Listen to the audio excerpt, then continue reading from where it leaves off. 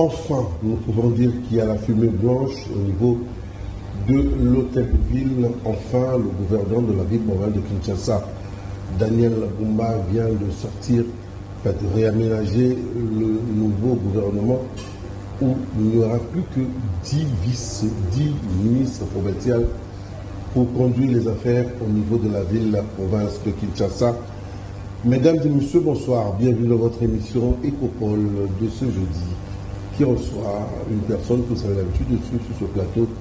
Il est cadre au sein du mouvement de libération du Congo. Lui, c'est le chef des travaux, Toubi Mwanza, avec qui nous avons essayé d'échanger sur l'actualité en République démocratique du Congo. Nous allons parler des faits qui ont marqué l'actualité, entre autres la sortie médiatique de l'ex-première dame, Madame Olive Kabila Lembe. Nous allons parler des attentes des Kinois sur la ville provinciale de Kinshasa. Nous allons aussi parler de leur parti, le mouvement de libération du Congo. Monsieur Toubi Mwanza, bonsoir, comment vous allez? Bonsoir, monsieur le journaliste, ça va très bien par la grâce de Dieu. Vous me semblez très en forme. Oui, Dieu fait grâce. Hein. C'est la grâce qui me fait. Ça fait déjà des mois que le gouvernement central est sorti. Nous allons y revenir. Mais d'entrée de jeu, comment se porte le mouvement de libération du Congo? Oui, en merveille. C'est l'unique parti politique de la République, ici à Kinshasa, qui s'organise. Comprenez qu'après les élections, après la formation du gouvernement, l'installation de nouveaux bureaux dans le Parlement, à l'exception peut-être du Sénat qui est en train de patauger, le MLC s'organise comme toujours.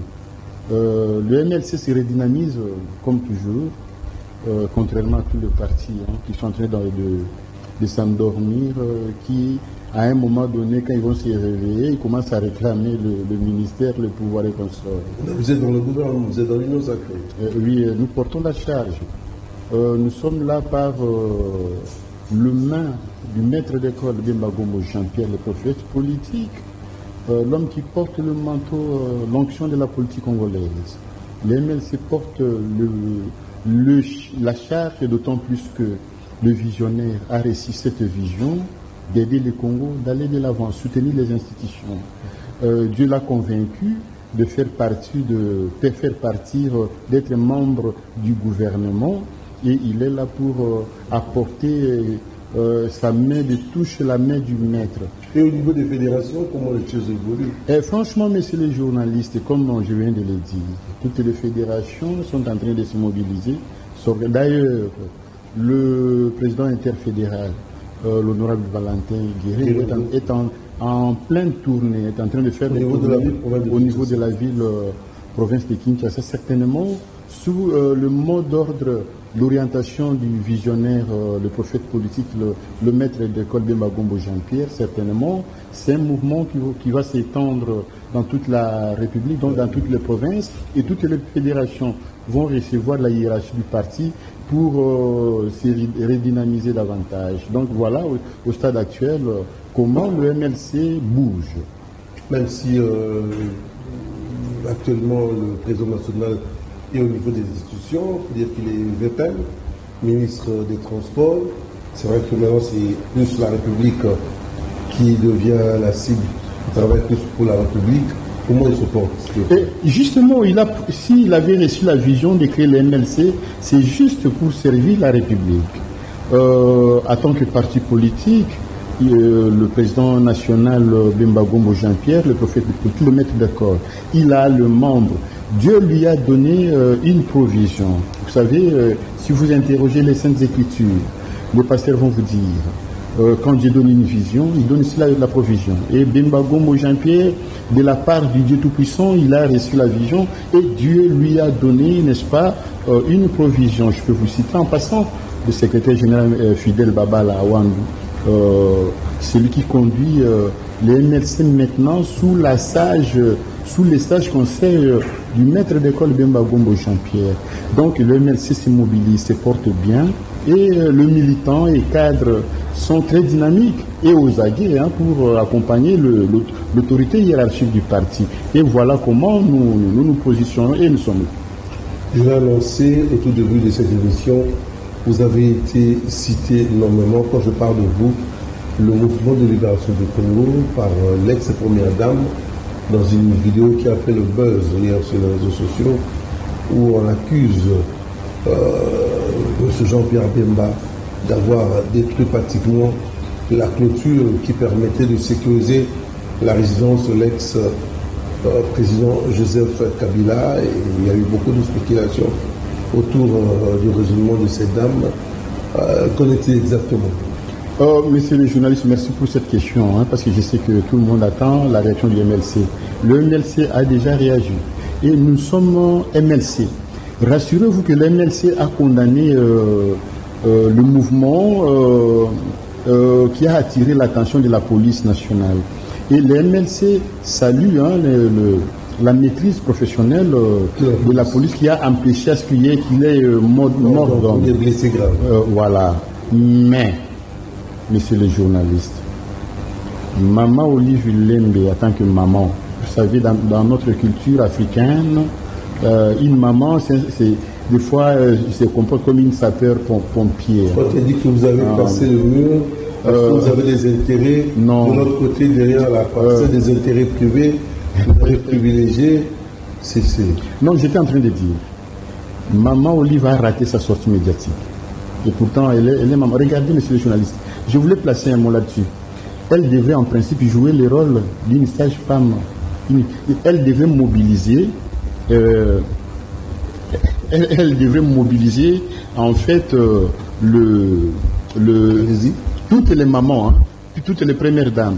Vous savez, Maman Bobi Ladawa est présente, Maman Bobi Ladawa est vivante. Vous savez que Maman Olive devait aller mobiliser Maman Olive, mobiliser Maman, pardon, pas Maman Olive, Maman Bobi Ladawa, mobiliser Maman Liliane Bemba, mobiliser Maman Denise Nyakeru, mobiliser maman, la maman Marthe. Donc, il devrait elle devrait se comporter comme une maman qui réunit. Regardez, Maman Olive vient de jeter. Maman Olive vient de jeter l'essence dans la société. Et maintenant, on est en train de chercher qui a allumé le feu. C'est une erreur grave. Un autre élément, c'est une erreur grave de citer le nom de Bemba Okombo Jean-Pierre, de là où il est innocent. Et là, malheureusement, le procureur général, le chercheur des infractions, s'en fout. Le procureur général s'en fout. Regardez. La mère, attendez, messieurs les journalistes. La mère s'en fout. Les DGM s'en fout. La DENIAP s'en fout. Mais ce sont des services spéciaux de l'État qui devraient interpeller Maman Olive. Parce que Maman Olive, en tant que Maman Olive, ancienne première dame, ne pouvait pas sortir et prononcer de tels propos. Et pourtant, Maman Olive sait très bien que quand elle se rencontre avec le couple Bemba Gombo Jean-Pierre, le maître des corps, elle se salue, le couple se salue en amical. Des fois, elle appelle le président Jean-Pierre Kouloutou. Nous sommes africains, grand frère. Et regardez comment le président national, il les porte effectivement comme sa petite sœur. Mais qu'est-ce qui a piqué à Maman Olive? Voilà pourquoi le MLC a tout simplement demandé qu'avec beaucoup de respect, Maman Olive retirer les propos et que cela doit être médiatisé. Vous savez les conséquences que nous vivons aujourd'hui. Dis-moi que vous venez de recevoir, que vous recevez maintenant dans votre émission. Je suis officiel du MLC. Je suis statutaire du MLC. Je suis cadre du MLC. Vous savez que j'ai été victime hier à 20h. À 50 mètres de shop, de money shop. Nous sommes, c'est pas ma campagne ou magasin. J'avais l'intention d'aller acheter quelque chose à money shop. J'avais l'argent. J'ai perdu, à cause de ce que Maman Olive a prononcé hier, j'ai perdu $3,650. Par qui? Par les inciviques qui descendaient dans une Jeep Range Rover qui venait vers ma campagne. Ils m'ont dit, t'as la moto ya Bemba, t'as la moto ya Bemba. Azalakana leki ya Jean-Pierre Bomba Benga Kaidi, il y a comme ça vice-gouverneur. ce sont les paroles qui sont sorties. Vous avez été... Et ils sont descendus, ils étaient dans une Jeep noire, fumée, Range Rover, sans plaque d'immatriculation. S'il vous plaît, s'il vous plaît. Moi, je suis une tomba originaire de Bikor et mon gars à 100% de père et de mère. Mon village n'a pas de frontières psychologiques. Regardez, à cause de la sortie manquée, diabolique, médiatique de Maman Olive, voilà les conséquences. Qui va me restituer cet argent? Les gens pensaient que je suis enseignant. Moi, je suis enseignant. Et les enseignants touchent combien? Monsieur le journaliste. Je suis politicien. Attendez. Non, attendez. Mais Maman Olive sait combien nous, les Bangala, ont été tués dans le régime de sa maman. Qu'est-ce que Maman Olive veut faire de Bemba Gombo Jean-Pierre? Son mari a voulu tuer Jean-Pierre Bemba en 2006. Maman Olive a oublié. Regardez. La maison dont il a reproché à Jean-Pierre Bemba là. Cette maison, Bemba l'a acquise en 1994, c'est-à-dire que son beau-père, Laurent Désiré Kabila, n'avait même pas l'intention de faire la rébellion. Et son mari avait quel âge? Elle-même, Maman Olive avait quel âge? Mais regardez. Et aujourd'hui, ce n'est pas Jean-Pierre Bemba, Maman Olive. Aujourd'hui, le gouvernement a décidé de libérer tous les avenirs qui étaient bloqués inutilement, diaboliquement. Vous savez, nous, quand on grandissait, le palais de la nation, c'était là où résidait le parlement, on appelait le commissaire du peuple, quand nous on était enfants. Après le collège, on faisait des tours là. Et je vous informe, messieurs les journalistes, Bemba Gombo Jean-Pierre, dans son enfance, ce sont les avenirs que Bemba Gombo allait jouer avec ses amis dans l'espace là. Vous allez l'interdire de ne plus circuler dans un quartier où il a grandi, messieurs les journalistes. Mais comment? La résidence dont ils habitent là, nous, dans notre enfance, là, avant que Laurent Désiré Kabila ait même l'intention de faire la rébellion, Afdel, nous, on appelait ça la résidence du premier commissaire d'État. Le premier commissaire d'État, c'est ce que vous appelez aujourd'hui premier ministre. Et c'est connu. Vous savez que la famille Lito Moboti, on avait des aînés de Yaya là, dans cette famille-là. Regardez, depuis 18 ans, regardez le sort de leur résidence. Franchement, Maman Olive, regardez. Donc pour vous, vous estimez qu'ils n'ont pas de leçons à donner au Congolais? Attendez. Non! Quelle leçon? Regardez, le cardinal Mosengo, paix à son âme. Est-ce que Maman Olive a oublié que le régime de son mari a été déclaré? Il est un régime de médiocre. Mais, mon frère, nous sommes ici, nous sommes nés ici et grandis ici, comme Maman Olive l'a dit. On se connaît, on connaît des familles. La famille de Bemba. Bemba Gombo Jean-Pierre, le fils. Non, mais là, Maman Olive a raté sa sortie médiatique. Elle doit s'amender. Sinon... Oh non, attendez, monsieur le juge.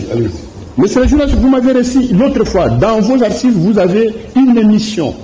Le jour où, après une marche, le journaliste Mike Moukebaye, où Mike Moukebaye avait dit Bemba Gombo a acheté les armes pour chercher à tuer Kabila. Vous m'avez reçu. Vous avez des archives. J'ai démontré dans cette émission que c'était la projection que Maman Olive consulte tous les professeurs psychologues du PPRD. Va expliquer le mot projection. Qu'est-ce que signifie projection? Dans le PPRD, il y a mon aîné scientifique Manenga. On a été à l'université dans la même faculté. Manenga du PPRD, il est parmi les jeunes du PPRD, les leaders qui gênent les jeunes. Il sait très bien que le professeur Chimanga, paix à son âme, dans son cours de méthodes de psychologie, des méthodes projectives, nous avait appris qu'est-ce qu'on appelle la projection. Vous savez ce signifie quoi, monsieur, en psychologie, la projection? C'est que Maman va faire. Imputer à l'autre les sentiments qui vous est propre. C'est-à-dire que Maman Olive, ce qu'il a dit là, il a dit, c'est que et les alliés, les Rwandais qu'on sort, c'est qu'ils cherchent à faire à Jean-Pierre. Écoutez, allez-y. Les MLC, nous sommes déterminés. Nos têtes ici. Vous voyez, comme hier, j'ai perdu mon argent, je ne demande pas l'argent à Maman Olive. Elle a parlé de veste, elle a dit des choses assez... Maman Olive, elle a oublié. Tshisekedi, le fils de Tshisekedi, apprendre à porter la veste aujourd'hui, parce qu'il est devenu chef de l'État. Écoutez, maman Olive va retirer Makambouana. Elle doit retirer tout ce qu'il a raconté là. Elle doit aussi comprendre que son mari, Joseph Kabila, selon la loi, est devenu on appelle ça comment? Un patrimoine national. Un ancien chef de l'État qui a géré le pays pendant 18 ans. On ne peut pas parler de lui n'importe comment. On ne peut pas lui manquer du respect n'importe comment. Mais regardez comment maman Olive nous a mis du sel dans la bouche. Dans une situation confuse. Dans une situation confuse. Mais ça, non, le Congo ne mérite pas ça, maman. Mais bizarrement, au niveau de la famille politique de son mari, le peuple RD n'a pas eu de réaction. Mais c'est juste... Tu ne vas pas postuler ces égarements médiatiques. Mais c'est les journalistes. Le PPRD, félicitations. Regardez le visage. Pendant que maman Olive était en train de parler, maman Olive était en désharmonie totale avec sa propre conscience. Ce que sa bouche dit, ce n'est pas ce que son cœur pense, ce n'est pas ce que sa conscience pense. En psychologie, attendez, monsieur le journaliste. En psychologie, on appelle ça dissonance cognitive. La dissonance cognitive, ça dit que vous vivez en harmonie, en désharmonie totale avec votre propre conscience, le cœur et ce que la bouche fait sortir en désaccord total. Quelque part, je me dis que Dieu nous aide à ne pas la condamner parce qu'après ces déclarations, sa conscience lui a matraqué. Donc, elle a eu affaire avec sa propre conscience. Mais seulement, maman Olive devrait comprendre que sa sortie médiatique a fait des dégâts. Maman Olive devrait comprendre qu'on ne se laissera plus jamais. Allez-y. Et on n'accordera plus jamais à personne de toucher à Jean-Pierre Bemba. Ok. Commencez d'abord pas me tuer, moi. Parce qu'hier déjà, vous m'avez arraché $3,650. Avant de porter l'atteinte à la vie de Jean-Pierre Bemba, commencez par moi. Et je suis libre. Je suis libre. Et la mère nous connaît tous. Moi, mon père a formé l'actuel DG de la mer. Mon père a formé Caleb. Ce sont les petits qu'il avait récupérés depuis 1995. Et nous, ma famille, avec tout ce que mon père a fait à la mer, depuis, mon père a géré la sous-région des cataractes. Moi, j'ai fait mes études à moi, depuis primaire jusqu'à l'université avec l'agent de la mer. Donc, je suis fils aner. Fils aner. Dans le souci. Écoutez. Mais la mer, pourquoi je parle de la mer? Je sais très bien que la mer nous connaît, nous tous. Mais comment laisser la première dame, l'ex-première dame, de brûler le pays? Vous savez que mes frères de l'Équateur, Bangala, qui ont appris que j'ai perdu mon argent, ils ont décidé de me venger. Non, attendez, monsieur le journaliste. Comment vous allez me Non, attendez, monsieur le journaliste. Vous savez les aventures qu'ils font à l'Est avec les Rwandais. Les aventures qu'ils font des fois au Katanga. Vous allez nous tuer tous. Écoutez. Non, le pays n'a pas besoin de ça. Le pays n'a pas besoin de ça. Mais quand vous dites, monsieur le journaliste. Non, monsieur le journaliste. Regardez, depuis que Jean-Pierre Bemba est rentré au pays, après la CPI, après que la communauté internationale ait pris conscience que Bemba Gombo Jean-Pierre était innocent, la CPI l'a quitté. Depuis que là, son seul objectif, c'est servir le pays. Mais pourquoi chercher à le tuer? Pourquoi chercher à tout moment porter atteinte à sa vie? Vous savez, depuis le départ de Mobutu, les Équatoriens, nous sommes éliminés. Aucune tribu n'a été tuée, éliminée comme nous les Équatoriens. Mais jusqu'à quand? Non, ça doit s'arrêter aujourd'hui. Non, attendez. Ça a été préparé. Non, monsieur les journalistes, attendez, s'il vous plaît. Monsieur les journalistes. Eli Molangi, parce qu'ils ont dit, Motabemba, il y en a Leki Abemba, Eli Molangi. Vous comprenez? C'est-à-dire que la vie de Jean-Pierre Bemba est en danger, la vie du vice-gouverneur Eliel Molangi est en danger. Amer, Bobsa là-bas enquête. Pourquoi ça? Mais c'est le procureur général de la République. Ça là-bas enquête, pourquoi ça? Mais pourquoi chercher? Attendez, pourquoi chercher à porter atteinte à Jean-Pierre Bemba, tuer Jean-Pierre Bemba? Pourquoi chercher maintenant tuer Eliel Molangi? Eliel Molangi, ça dit dans mon ligne. Maître Jean-Pierre Bemba. Namituna Bango, dans leur tête là, des mafieux là, tueurs là, et Diède Moulangi, le petit frère de Jean-Pierre Bemba, il faut à tout prix. Non, vous me posez la question, allez poser la plainte où? Non, vous avez eu une situation je suis avec des gens dans une voiture. Non, attendez. Les gens armés costauds, comme ces gens-là, plus que moi. Mais comment vous confirmez que ce sont les gens de Maman? Je vous dis, l'anta qui va polo à Joseph Kabila. Vous n'avez pas vu les images des gens qu'on a arrêtés là? Là-bas, pour Félix Tshisekedi. Où on les appelle comment? Ligue des jeunes. C'est une vengeance. Une vengeance. Et cette vengeance-là, vous allez vous venger contre qui? Maman Olive, maman, pardon. Mais seulement, Eli n'a pas de contention avec vous. Bemba Gombo Jean-Pierre n'a pas de contention avec vous. Il a pardonné tout le monde. L'histoire de la maison, c'est une fausse affaire. Pardon? L'histoire de la maison, c'est juste de la haine ou... Oh, quelle maison? De la maison qu'elle a évoquée, la construction. Oh, mais mon frère! Mais Maman Olive et tous les immeubles qu'il a ici, acquis ici, qu'il a construit ça et là, il a construit oui ou non? Bemba n'a pas le droit de construire. Seulement tous les voleurs là qui ont le droit de construire, messieurs les journalistes. Écoutez, messieurs les journalistes, vous voyez le temps que je suis en train de parler dans votre émission. Je suis touché, je suis victime. Maman Olive va se réjouir. Elle doit comprendre que sa sortie médiatique ratée, voici les conséquences. Et attention, Maman Olive doit comprendre que Bangon a essayé, là. Ils ont réussi à détruire le Congo. Mais nous là, Toubi Mwanzala, montrez-moi l'immeuble qui est à Kinshasa. Tu as volé combien à l'État? Simple enseignant, simple chercheur de Congolais. Je suis chercheur, attaché de recherche. Je suis politicien. J'ai fait la politique MRC. Mon parti, Bemba Gombo Jean-Pierre, mon leader, mon maître. Mais les journalistes sont sérieux. Vous avez dit que la solution, en fait, vous voulez que cette dame puisse, officielle, s'excuser par rapport à ses propos. Mais c'est les journalistes. Comprenez que je suis victime. Mon frère Eli est maintenant là. Il faut que le colonel, le général Limba, si pas qu'il Limba, le général de la police ici et à Longaboni, doivent développer des stratégies pour protéger Eli, pour protéger Bemba Gombo Jean-Pierre.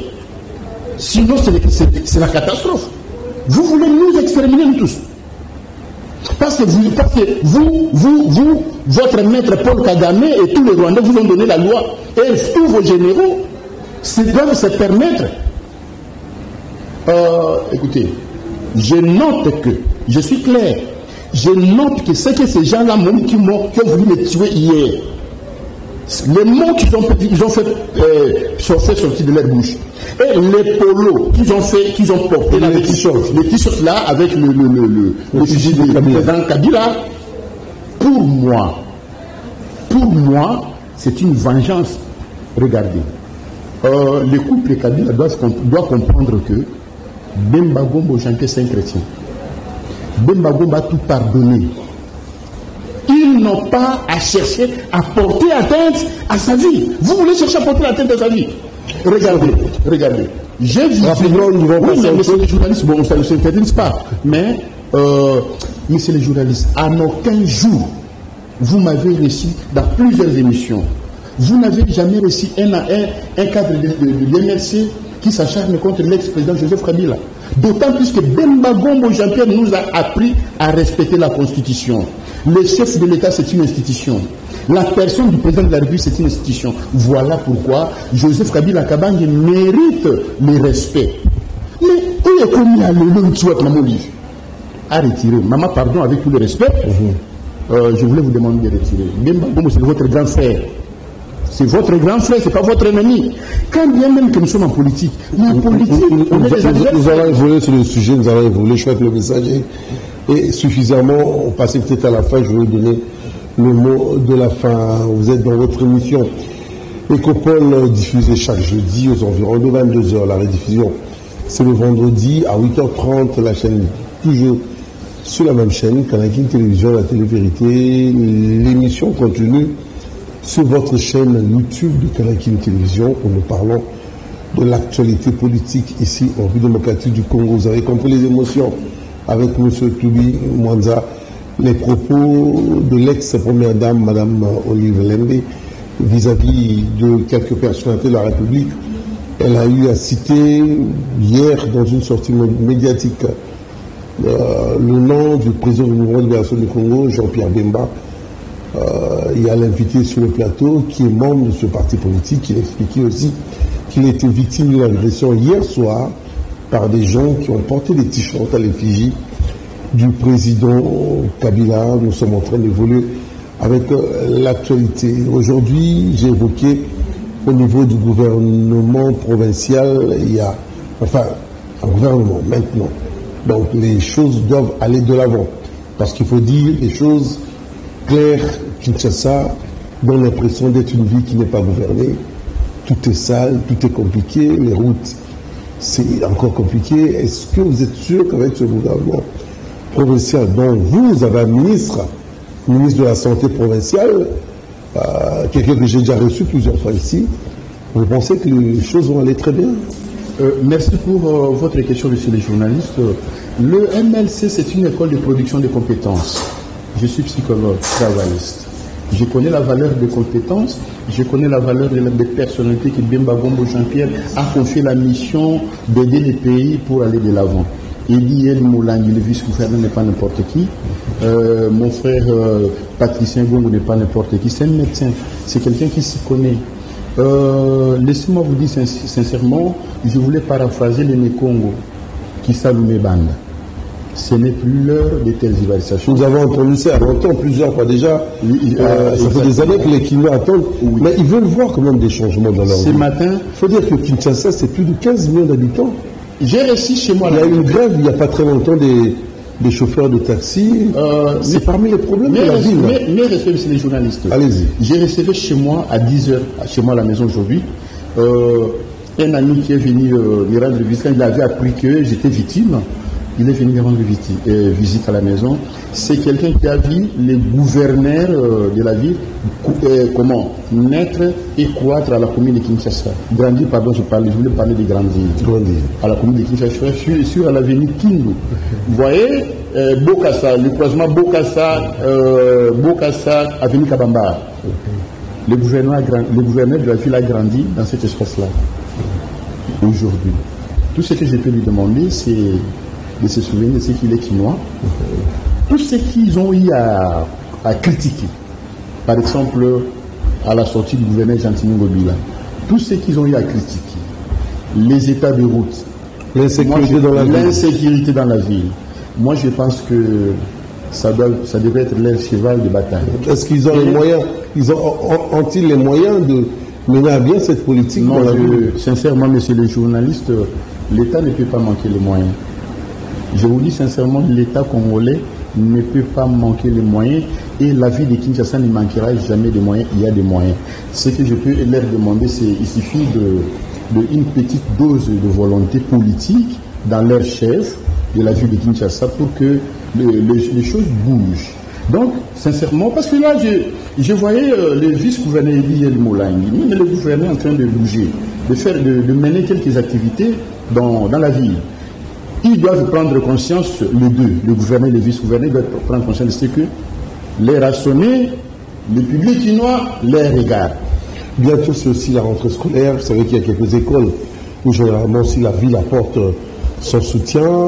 Est-ce que vous pensez que cette fois-ci, nous aurons aussi des écoles à Kinshasa qui auront vraiment la chance d'être bien équipées par l'hôtel de ville de Kinshasa?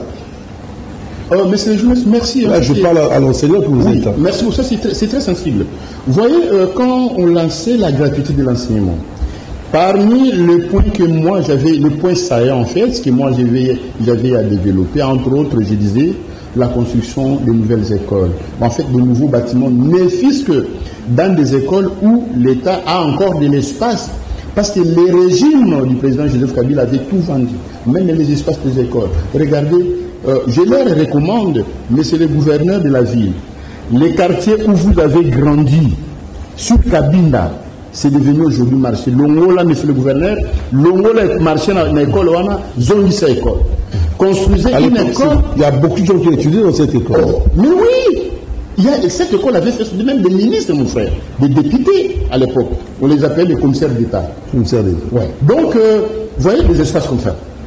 Donc, l'espace qui devait abriter l'école pour la formation de nos enfants, surtout que nous sommes passés à la gratuité de l'enseignement, c'est-à-dire que, messieurs les journalistes, les gouverneurs, la ville de Kinshasa devait s'y atteler dans ça pour que...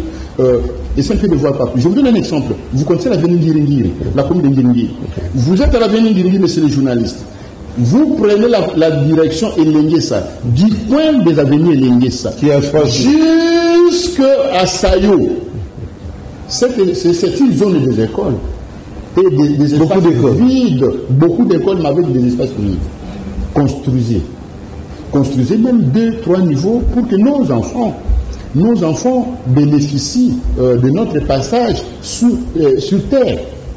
En rapport, bien sûr, avec leur éducation.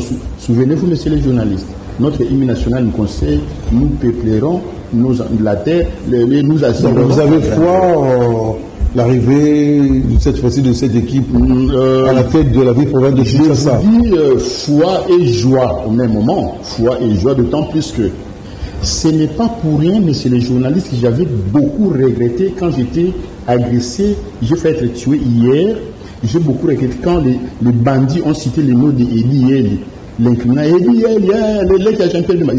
J'ai beaucoup regretté. Pourquoi? Parce que regardez comment les gens cherchent à étouffer une compétence, à éliminer une compétence réelle auquel le pays a besoin. Ce sont des mauvaises intentions qu'on doit décourager. Et là, c'est pour vous dire que Ediel Molangi, c'est une compétence extraordinaire. Là, c'est sur le plan professionnel. Le gouverneur de la ville également. Nous allons prendre c'est une compétence. En fait, c'est un duo qu'il faut faire confiance. Le gouvernement qui est déjà en place, le gouvernement de libération du Congo, a la lourde de charge au niveau du ministère des Transports. Et dans ce secteur, tout est à refaire, comme on le dit, que ce soit sur le plan maritime, sur le plan fluvial, au niveau des aéroports, tout est à refaire. Ce grand défi, vous pensez que ça va aller avec vous? Oui, c'est un grand défi, en fait. Oui, je salue, en tout cas, je salue la main du maître Levé Bemba Gomo Jean-Pierre, le visionnaire, le maître d'école. Vous savez que avant de fouler le pied dans le premier contact avec l'ONATRA, il amène le ministre des Finances. Pour que le ministre des Finances palpe du doigt les réalités, n'est-ce pas, des agents. Comprenez, messieurs les journalistes, c'est les salaires qu'il faut dans plusieurs entreprises. L'ONATRA a beaucoup souffert. Le président national a fait venir le ministre. Aujourd'hui, je salue mon frère et ami René Bonganga qui est en train de jouer un rôle qui est au four et au moulin. Pourquoi? Parce que ils ont trouvé Transco en grève. Oui, les populations veulent voir cette entreprise ramener des bus vous savez, desservir pratiquement toutes les communes, parce que Kinshasa c'est Maluku, vous prenez Ntsele, Kinshasa c'est vous prenez Moudi. Les gens doivent circuler, ils doivent bien circuler aussi. Le VPM a instruit, à ce qu'un travail soit fait, des enquêtes ont été menées, les correctifs devaient être faits également dans certains comportements, de manière à permettre à ce que la population congolaise travaillant dans cette entreprise puisse être réellement au service de la population. En fait, c'est ce qui ne peut plus. Il y a aussi des attentes au niveau du train, parce qu'il faut dire qu'avec la route de Matadi actuellement, tout est avec les poids lourds, la route est devenue petite. C'est une route qui a été construite pratiquement dans les années 30 et nous sommes en 2024, plusieurs années sont passées. Alors que le train, à l'époque, à un moment donné, le train aidait les populations à prendre les conteneurs. Mais aujourd'hui, beaucoup d'embouteillages à cause des conteneurs. Oui, certainement. Et il faut qu'il y ait une vision pour permettre à la République d'acquérir aussi des trains modernes de marchandises, des passagers. Là, il faut réfléchir aussi. Exactement. Et c'est des urgences aussi. Exactement. Il y a un grand travail qui est en train d'être fait. Je vois les amis qui sont chez CNCC. CNCC, je crois, compagnie, je crois, la Société nationale des chemins de fer, ils sont en mouvement Vous savez, du côté de Kasaï, hein, il y a beaucoup d'accidents de trains qui se sont produits là. Parce que les rails sont devenus vétustes. Exactement. Il faut changer de locomotive. Oui, exactement. Le VPM au transport est conscient de la situation qu'il a trouvée. Il va tenter d'apporter sa touche. Vous comprenez, la touche, c'est en fonction de chaque constructeur, de chaque artiste, chacun sa touche. Il va chercher, il va tout faire pour apporter sa touche. Vous voyez la touche qu'il a apportée à l'armée nationale congolaise. Donc c'est le même comportement. Il va tenter de faire, de soigner pour que le secteur des transports connaisse une petite amélioration. Donc, tel qu'il a trouvé la situation, je vous dis, messieurs les journalistes, il va tenter, il a déjà commencé à se démener. Quand déjà le VPN s'est fait accompagner du ministre des Finances, qui tient la caisse de l'État, c'est un signal fort. C'est symbolique. Alors, si le VPN Bemba Gombo Jean-Pierre fait son travail et que le ministre des Finances dit bloque, bon, le peuple comprendra. Et nous, on reviendra à vos émissions pour expliquer. Vous savez pourquoi? Le peuple n'a pas besoin de ça. Le peuple a besoin de voir des réalisations. Justement. Que les choses puissent aller de l'avant. Oui, c'est une affaire de l'État, mais c'est les journalistes. Bien sûr. Il ne le fera pas seul comme sa maison, comme s'il était en train de gérer sa maison non plus. Très bien. Donc, il fera le travail avec l'argent de l'État congolais.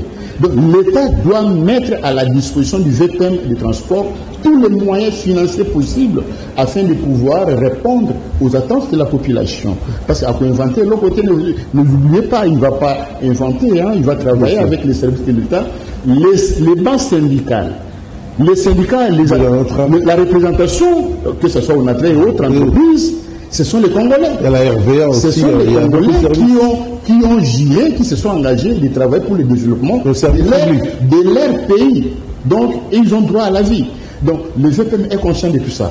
C'est comme ça que, en tant que bon père, vrai Congolais, ce souci patriotique. Regardez, VPM, c'est un patriote. Il a tout fait pour que le Congo ait la loi. Regardez, aujourd'hui, la Constitution est là. Mais tout ça, il le fait, c'est parce que tout le monde doit répondre à la loi. Tout le monde doit faire quelque chose pour que les Congos en bénéficient. Voilà ce que je peux placer comme un mot à votre question. Nous tournons pratiquement vers la fin de cette émission. On retient quoi aujourd'hui? Le mot de la fin, de l'espoir pour la République démocratique du Congo. Et puis voilà, quoi, on va s'arrêter, je crois. Oui, merci monsieur le journaliste, qu'il faut retenir, premièrement, Maman Olive Lembe, moi. En tant que son frère, je la demande de retirer tout ce qu'il a prononcé comme parole qui a choqué le monde contre le président de la République, Félix Antoine Tshisekedi, et contre Bemba Gombo Jean-Pierre, dont elle-même a dit, elle appelle Bemba grand frère. Moi, je ne vois pas comment vous pouvez sacrifier votre grand frère comme ça. Si c'est qu'elle a dit que Bemba Gombo son grand frère, moi, je lui demande de retirer ses paroles, de demander pardon. À perdre de l'autre côté, elle ne va rien perdre. Et là, Maman Olive aura à calmer. Qu'elle se souvienne également, je suis victime. Pourquoi? Tout simplement parce que les gens, leurs partisans, je ne parlais pas de voyous, leurs partisans, quand on vu maman se lever, ils se sont dit on doit faire quelque chose. C'est comme ça que je suis victime. Ayoki qui n'a pas victime. J'ai perdu $3650. Toute dernière question. À la question, est-ce qu'il faut-il porter plainte? Oui. J'ai dit, je ne porte pas plainte parce que je n'ai pas confiance à la manière dont le procureur général fonctionne. Regardez, le procureur général, il attend que le cardinal Ambongo place un mot pour écrire. Et pour la vie de Jean-Pierre Bemba et nous autres simples citoyens comme ça, le procureur a attendu monsieur. Non. Mais, non. Bon, oui, allez-y, vous avez votre... Non, mais en fait, en tant que professeur, enfin, en tant qu'éducateur, là, c'est pratiquement vers la fin, hein. J'ai suivi dernièrement. Vous êtes passé à plusieurs reprises ici, vous avez réagi sur le système LMD au Maroc. Je vous donne l'information, le Maroc a mis fin au système LMD. Est-ce que vous pensez que nous aussi, nous pouvons emboîter le pas? Mais oui, mais de toute façon, c'est mijote. Hein. Vous savez... Ah, ça se mijote déjà. Ça se mijote. Franchement, ça se mijote. Mais en tant qu'enseignant, psychologue, j'ai dit il y a aussi possibilité d'amélioration seulement dans des instituts supérieurs techniques. Dans le domaine mécanique, là on peut laisser LMD dans le domaine mécanique. Donc bien spécifique. Bien spécifique. Mais là, le reste des programmes comme la psychologie, comme le droit, la faculté des lettres, je ne vois pas l'importance de mettre LMD là-bas. Sinon, c'est bon, on enseigne les étudiants, mais c'est les journalistes, que les étudiants qui me connaissent, que j'enseigne, qui nous enseignent, peut-être qu'ils me pardonnent. Mais je vous dis, il y a des étudiants qui ne savent pas écrire. À ce niveau-là. À ce niveau-là. Voilà pourquoi, et l'école primaire et secondaire, on doit faire un effort. Sinon, bon... C'est une génération qui est en train. Oui, hein, bon, vous comprenez que ce n'est pas facile d'être enseignant des étudiants congolais, monsieur les journalistes. Mais l'enseignant congolais gagne combien? Le chercheur que je suis, je gagne combien? Un chercheur gagne 650 000 francs. Un chef de travaux attaché de recherche gagne 900 000 francs. Aujourd'hui, ce soit 300 $. Regardez. Et les ministres, les deux ministres sont là, ils savent. Et tous les enseignants, vous savez, un professeur d'université aujourd'hui gagne combien? Ils ont dans les 900 $. Taux et Boumi Bangou. Voilà, nous sommes arrivés pratiquement à la fin de cette émission. Toubou Mwanza, cadre au sein du Mouvement de libération du Congo, était l'invité de cette émission et qu'au cours de ce soir, nous avons évoqué l'actualité, nous avons évoqué la sortie médiatique de Mme Olivier Mekabi Alex, sa première dame. Nous avons parlé de la vie province de Kinshasa, les enjeux, les attentes.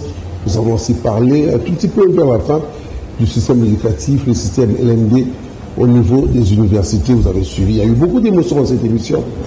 Maintenant, nous allons redescendre pour vous dire merci. Merci les journalistes pour vous. Allez, merci à vous aussi. Si nous avons par moment haussé le temps, il faut comprendre, mais nous avons su aussi gérer aussi les émotions.